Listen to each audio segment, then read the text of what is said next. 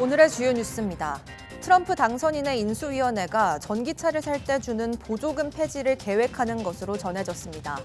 이대로라면 보조금을 받기 위해 미국에 공장을 지었거나 짓고 있는 국내 기업들이 타격을 피할 수 없을 것으로 보입니다. 유럽연합이 페이스북의 모 회사 메타가 반독점법을 위반했다며 우리 돈 1조 원대의 과징금을 부과했습니다. 메타가 중고거래 플랫폼 마켓플레이스를 페이스북에 연계해 불공정한 거래 환경을 조성했다는 건데 메타는 성명을 내고 소송을 제기하겠다고 밝혔습니다. 전 세계 당뇨 환자가 30여 년 사이 4배 늘어 8억 명에 달하는 것으로 나타났습니다. 국내에선 인구의 7.5%가 지난해 당뇨병을 진단받았는데 이 가운데 절반은 고혈압을 동반했습니다. 인도와 파키스탄 지역이 심각한 스모그와 대기 정체로 몸살을 앓고 있습니다. 인도 뉴델리에선 초미세먼지 농도가 기준치의 50배를 초과해 휴교령이 내려졌고 파키스탄 동부에선 매일 7만 명이 호흡기 질환으로 병원을 찾고 있습니다.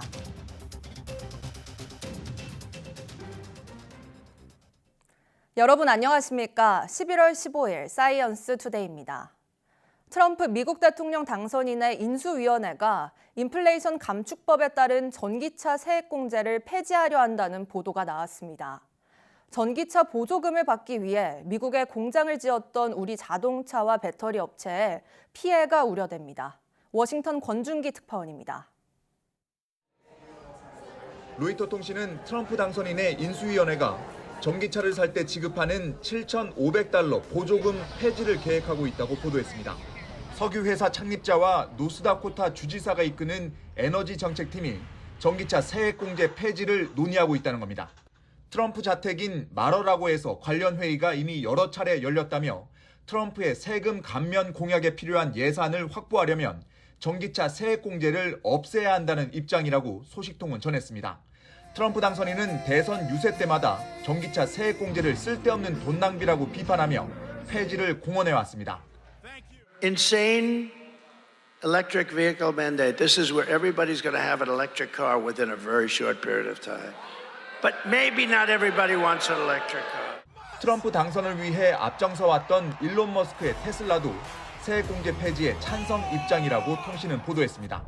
세액공제가 사라지면 테슬라는 작은 피해를 입겠지만 지원금이 유지될 경우 나머지 석유차 업계가 황폐화될 거라는 게 머스크의 견해라고 설명했습니다. And we love Elon. I love Elon. He endorsed me, gave me the strongest endorsement. And his Tesla is great, but he understands this. And he never wants, somebody said this.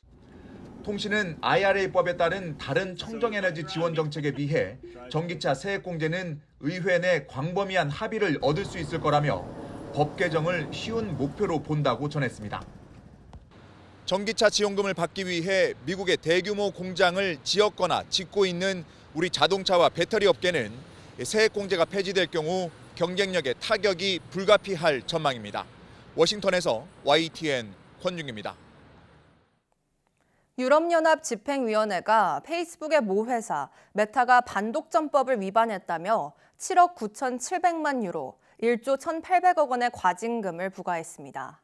집행위원회는 보도자료를 통해 메타가 중고거래 플랫폼인 마켓플레이스를 페이스북에 연계해 다른 동종 서비스 제공업자에게 불공정한 거래 환경을 조성했다고 밝혔습니다. 집행위원회는 페이스북 이용자가 원하든 원하지 않든 페이스북 마켓플레이스에 자동으로 접근하게 되고 자동으로 노출된다며 이는 다른 경쟁업체가 따라잡을 수 없는 상당한 유통상 이점을 제공한다고 설명했습니다. 또 페이스북과 인스타그램에 광고하는 다른 온라인 분류 광고 업체들의 데이터를 마켓플레이스에 유리하도록 사용할 수 있다고 지적했습니다. 메타는 즉각 성명을 내고 소송을 제기하겠다고 밝혔습니다. 메타는 집행위가 경쟁업체와 소비자에게 경쟁적 해악을 미친다는 사실을 입증하는 데 실패했고 성장하고 있는 유럽의 온라인 분류 광고 시장의 현실을 외면하고 있다고 반발했습니다. 구글이 저작권 분쟁을 벌이고 있는 프랑스 매체들의 기사를 노출하지 않으려 했지만 법원이 제동을 걸었다고 일간 르몽드가 보도했습니다. 이 보도에 따르면 파리 상사법원은 현지 시간 13일 구글 미국 법인과 구글 아일랜드, 구글 프랑스 등의 프랑스 매체들의 콘텐츠 노출 중단 계획을 철회하라고 명령했습니다. 아울러 법원 명령을 어길 경우 이들 3개 구글 법인에 총 90만 유로, 약 13억 3천만 원의 벌금을 부과한다고 결정했습니다.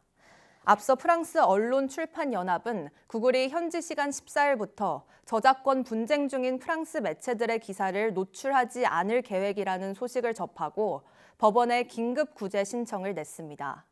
구글은 성명에서 콘텐츠 노출 중단 계획이 한시적 실험이라며 당국과 언론사 측에서 뉴스 콘텐츠 노출이 미치는 영향에 대한 자세한 정보를 요청했기에 제한된 수의 인터넷 사용자에게 데이터를 수집하려고 했다고 해명했습니다. 구글과 프랑스 언론사들은 2019년부터 구글의 뉴스 콘텐츠 사용료를 두고 갈등을 빚어왔습니다. 1년여 만에 다시 열린 미확인 비행물체 UFO에 대한 미국 의회 청문회에서 UFO가 실제로 존재한다는 전직 관리들의 증언이 잇따랐습니다. 미 하원 감독위원회 청문회에 참석한 전직 국방부 관리 루이스 엘리존도는 미국과 일부 적성국이 UFO 기술을 보유하고 있으며 우리가 우주에서 혼자가 아니라는 사실을 숨기기 위해 비밀로 하고 있다고 주장했습니다. 전직 해군 소장 팀 갤로댓도 해군에 복무하던 2015년 처음으로 UFO의 존재를 인지하게 됐다고 밝혔습니다. 갤로댓은 미 함대사령부 소속 인사에게서 특이한 비행물체의 영상이 첨부된 이메일을 받았지만 이튿날 계정에서 이메일이 삭제됐다고 주장했습니다. 이번 청문회는 전직 공군 장교 데이비드 그루시가 국방부가 비밀리에 UFO 회수 프로그램을 운영하고 있다는 의혹을 제기한 지 1년여 만에 열렸습니다. 이와 관련해 미국 국방부는 지난 3월에 발표한 보고서에서 사람들이 목격한 UFO가 외부 세계에서 온 게 아니며 정부 차원의 은폐는 없었다고 밝혔습니다. 겨울로 접어든 인도와 파키스탄에서 올해도 어김없이 최악의 스모그가 발생했습니다. 대기오염으로 매년 수백만 명이 조기에 숨진다는 연구 결과가 나올 정도로 상황이 심각하지만 아직 뾰족한 대책을 내놓지 못하고 있습니다. 보도에 유투건 기자입니다.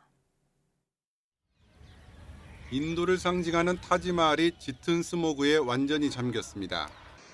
수도 뉴델리에선 가시거리가 300m로 짧아지면서 항공기 운항까지 차질을 빚었습니다. 대기질이 심각 수준으로 나빠진 가운데 건강에 더 치명적인 초미세먼지 농도는 기준치를 50배나 초과했습니다. 뉴델리에는 무기한 휴교령이 내려졌습니다. सांस फूलता है मेरा खुद ही सांस फूल रहा है आंख में जलन नाक में जलन गला में एकदम पूरा चुपचुपाहट हो रहा है हालत है 인도 북부와 이웃하고 있는 파키스탄 동부의 상황은 더 심각합니다.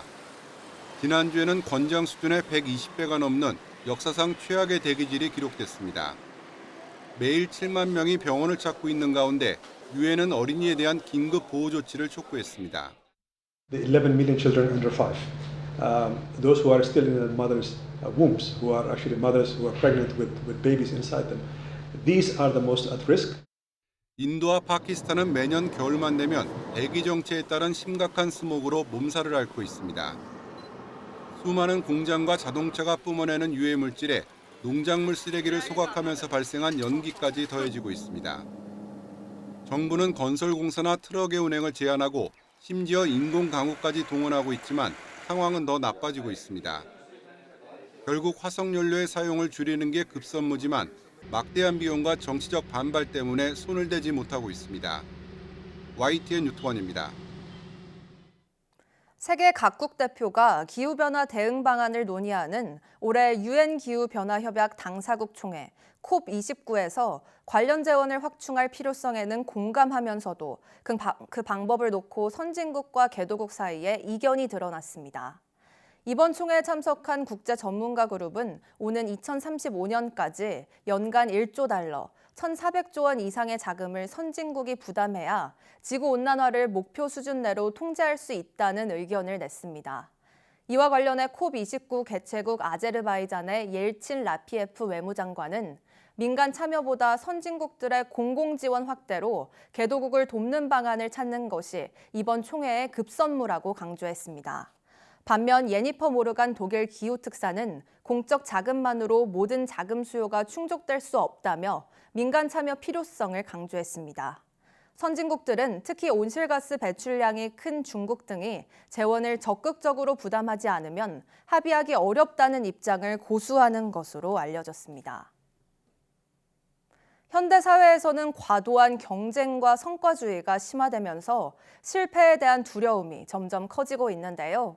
나의 실패기를 자랑하며 실패에 대한 인식을 바꾸고 학생들에게 도전 정신을 일깨워주는 대회가 열렸습니다. 임늘솔 기자가 보도합니다. 한 학생이 모니터를 보고 고민합니다.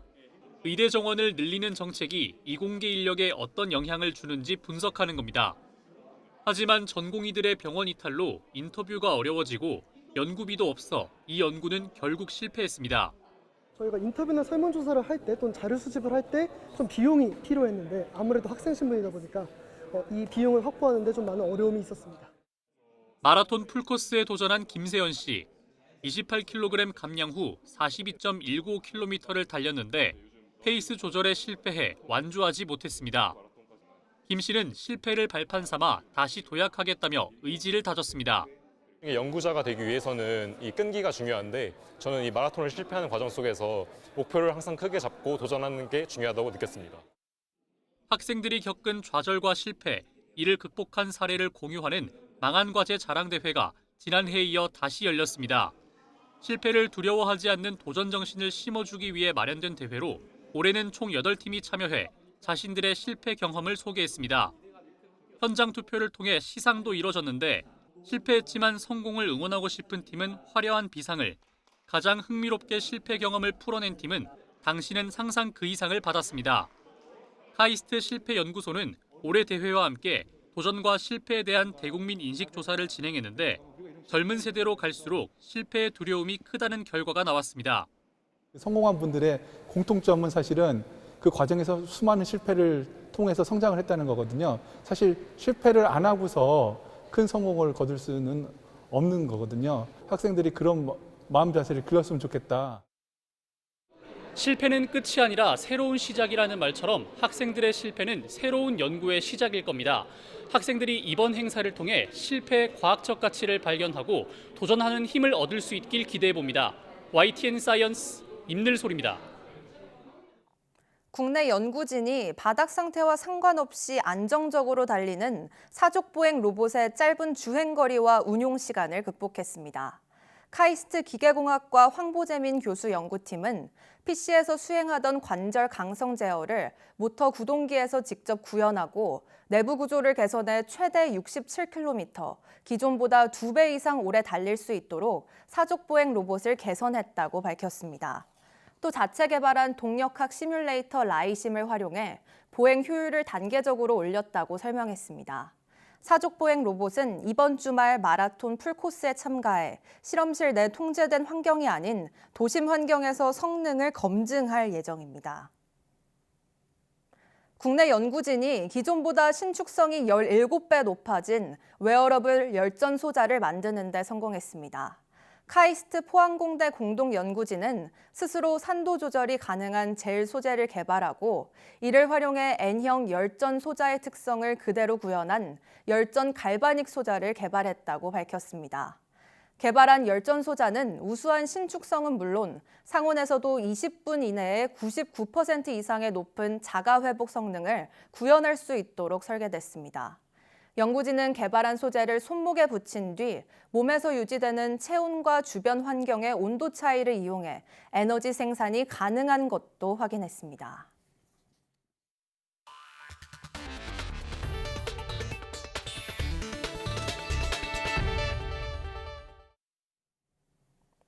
세계 당뇨병 환자 수가 30여 년 전보다 4배 급증한 8억여 명에 이른다고 세계보건기구 WHO가 밝혔습니다.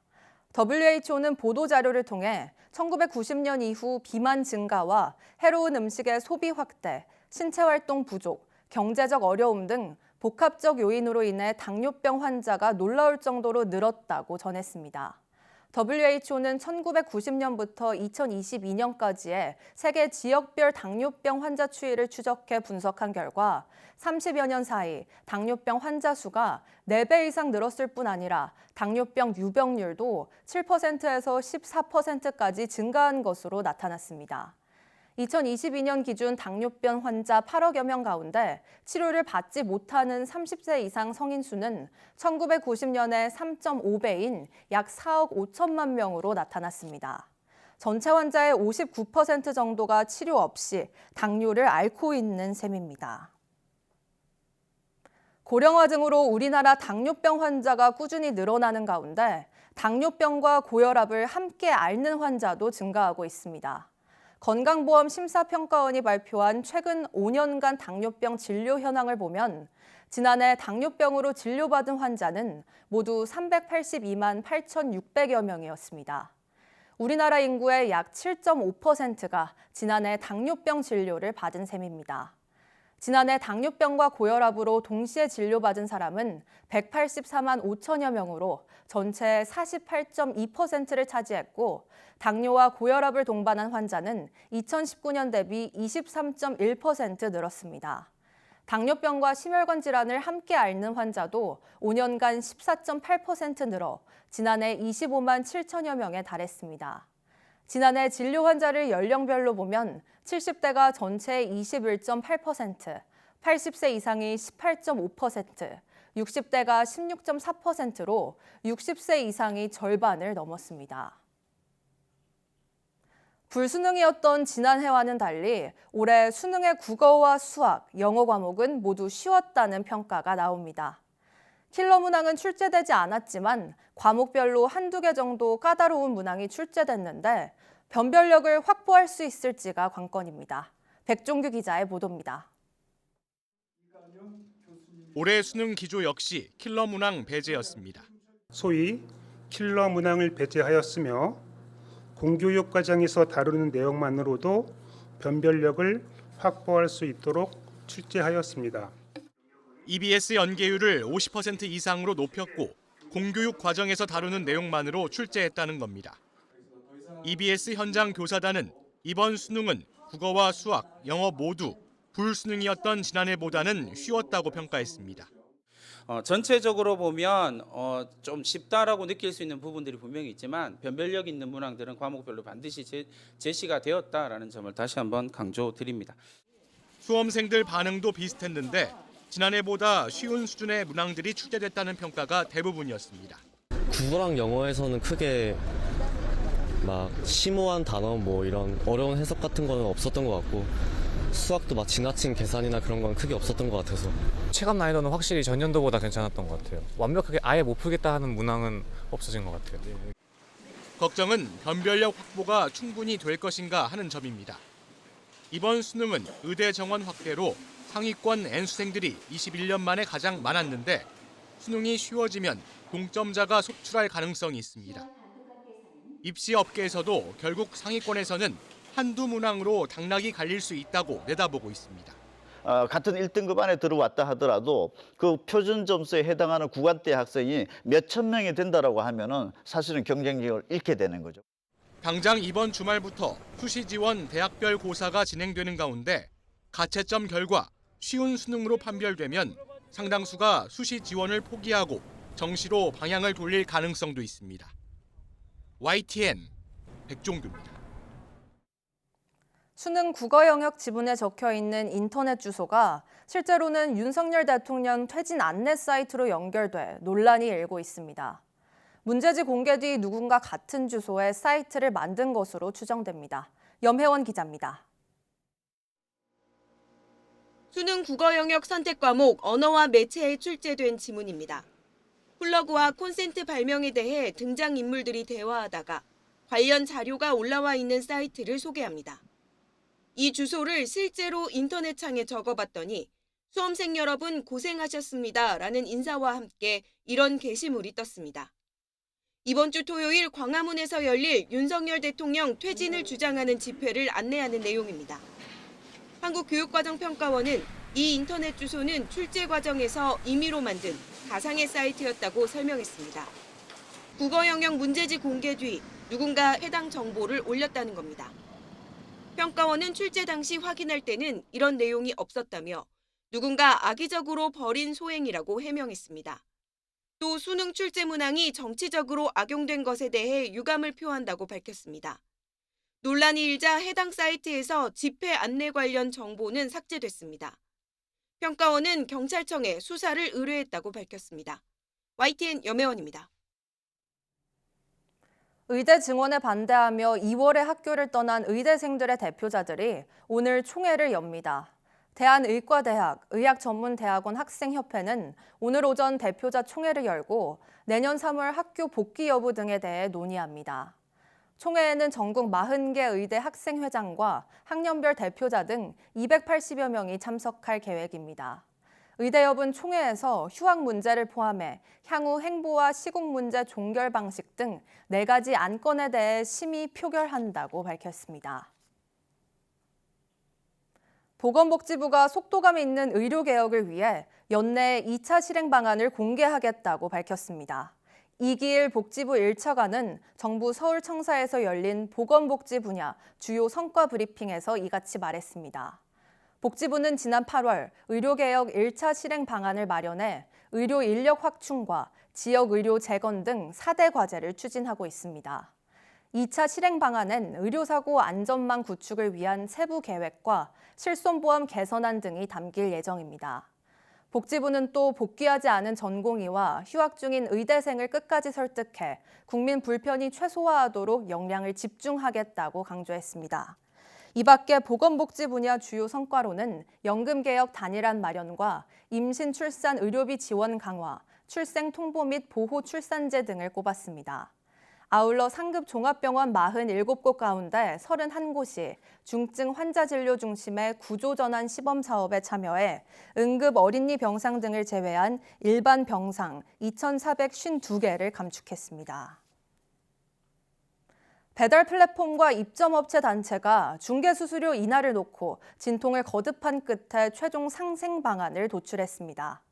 현행 9.8%인 수수료율을 내년부터 2.0에서 7.8%로 차등 인하하기로 했습니다. 다만 4곳의 입점업체 중 2곳만 동의해 반쪽짜리 합의라는 지적도 나옵니다. 보도에 오인석 기자입니다.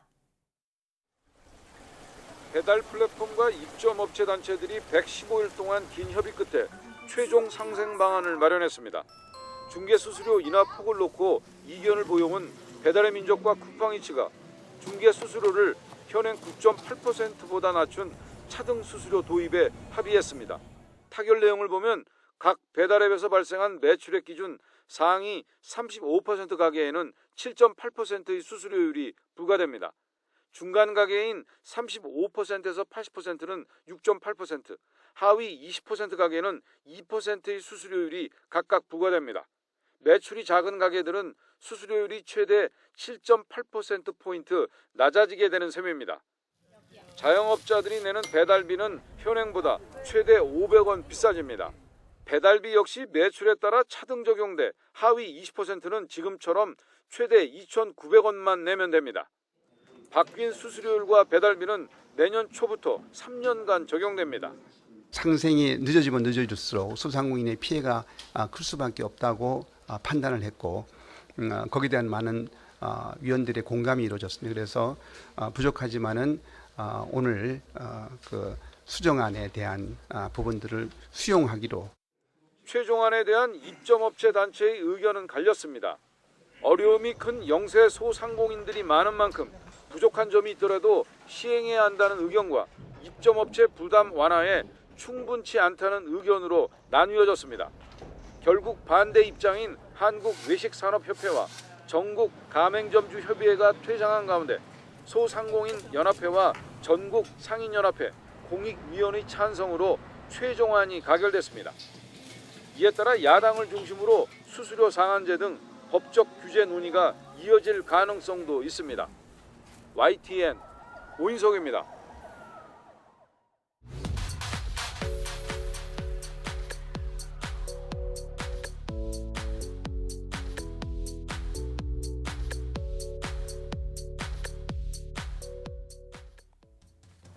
하늘을 올려다봤을 때 푸른색이 아닌 먼지에 뒤덮인 뿌연 회색이면 얼마나 답답할까요? 인도와 파키스탄에서 최악의 스모그가 발생해 주민들이 고통받고 있는데요. 단순히 앞이 잘 보이지 않는 데서 나아가 호흡계, 심혈관계 등 대기오염 관련 질환으로 병원을 찾고 있습니다. 인류의 삶에 직접적인 고통을 주는 환경 문제. 이를 해결하기 위한 실질적인 대응책이 필요합니다. 뉴스 마칩니다. 고맙습니다.